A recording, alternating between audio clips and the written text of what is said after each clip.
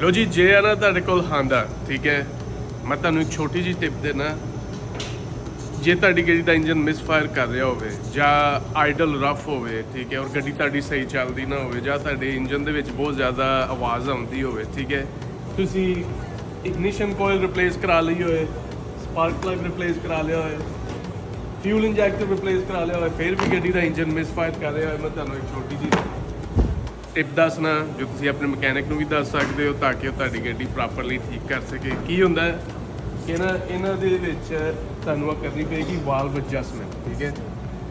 ਜੇ valve clearance ਸਹੀ ਨਹੀਂ ਹੋਏਗੀ, ਵਾਲਵ ਐਡਜਸਟ ਸਹੀ ਨਹੀਂ ਹੋਏ ਹੋਣਗੇ ਜਾਂ ਬਹੁਤ ਜ਼ਿਆਦਾ ਟਾਈਟ ਹੋਣਗੇ ਤਾਂ ਤੁਹਾਡੀ ਗੱਡੀ ਕਰੇਗੀ ਮਿਸਫਾਇਰ। ਉਸ ਲਈ ਤੁਹਾਨੂੰ ਚਾਹੀਦੀ ਹੈ ਫੀਲਰ ਗੇਜ।